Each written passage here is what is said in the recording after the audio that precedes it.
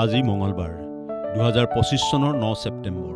উভতি চাওঁ ইতিহাসত আজিৰ দিনটো প্ৰথম গ্লাছ প্লেট ফটো 1839 চনৰ 9 ছেপ্টেম্বৰত ইংৰাজ গণিতজ্ঞ জ্যোতিৰ্বিজ্ঞানী উদ্ভাৱক আৰু পৰীক্ষামূলক ফটোগ্ৰাফাৰ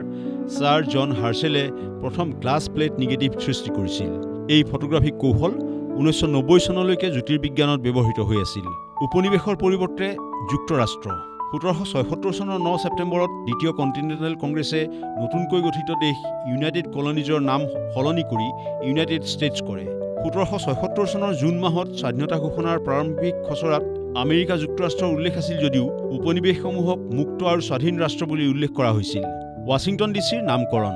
1791 চনৰ 9 ছেপ্টেম্বৰত নতুন ফেডাৰেল ৰাজধানী চহৰ নিৰ্মাণৰ তদাৰক কৰা কমিছনাৰসকলে ৰাষ্ট্ৰপতি জৰ্জ ৱাশ্বিংটনৰ নামেৰে নামকৰণ কৰে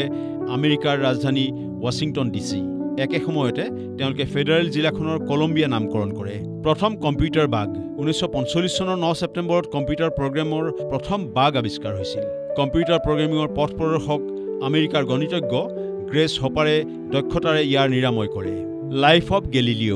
1943 চনৰ 9 ছেপ্টেম্বৰত বিশ্ববিখ্যাত জাৰ্মান নাট্যকাৰ বাৰ্টল ব্ৰেখটে জুৰিখ চহৰত প্ৰথম মঞ্চায়ন কৰে তেওঁৰ বহুচৰ্চিত নাটক লাইফ অফ গেলিলিঅ সাম্প্ৰাছৰ চতুৰ্দশ গ্ৰেণ্ড শ্লেম 1990 চনৰ 9 ছেপ্টেম্বৰত আমেৰিকাৰ টেনিছ খেলুৱৈ পিট সাম্প্ৰাছে US অপেনত আন্দ্ৰে আগাছিক পৰাস্ত কৰি কেৰিয়াৰৰ চতুৰ্দশ গ্ৰেণ্ড শ্লেম খিতাপ অৰ্জন কৰে 19 বছৰ বয়সত এই কৃতিত্বৰে তেওঁ US অপেনৰ কনিষ্ঠতম চেম্পিয়ন হিচাপে পৰিগণিত হয় মুখ্যমন্ত্ৰী যোগেন্দ্ৰনাথ হাজৰিকা 1979 চনৰ 9 ছেপ্টেম্বৰত নিজৰ জন্মদিনতে অসমৰ সপ্তমজন মুখ্যমন্ত্ৰী হিচাপে দায়িত্ব লৈছিল যোগেন্দ্ৰনাথ হাজৰিকাই 11 ডিচেম্বৰলৈ মাত্ৰ 93 দিন বৰ্তি আছিল এই চৰকাৰ জন্ম আৰু মৃত্যু লিও টলষ্টয়ৰ জন্মদিন 1828 খ্ৰীষ্টাব্দৰ 9 ছেপ্টেম্বৰত ৰাছিয়াৰ ইয়াছনায়া পলিয়ানাত জন্ম হৈছিল সৰ্বকালৰ অন্যতম শ্ৰেষ্ঠ আৰু প্ৰভাৱশালী লেখক হিচাপে পৰিচিত প্ৰসিদ্ধ ৰাছিয়ান কথা সাহিত্যিকগৰাকীৰ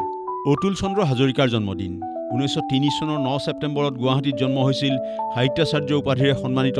অসম সাহিত্য সভাৰ প্ৰাক্তন সভাপতি যশস্বী কবি সাহিত্যিক নাট্যকাৰগৰাকী যোগেশ দাসৰ মৃত্যু 1999 চনৰ 9 ছেপ্টেম্বৰত 72 বছৰ বয়সত জীৱন পৰিক্ৰমাৰ অন্ত পৰে সাহিত্য একাডেমী আৰু অসম উপত্যকা সাহিত্য বঁটাৰে সন্মানিত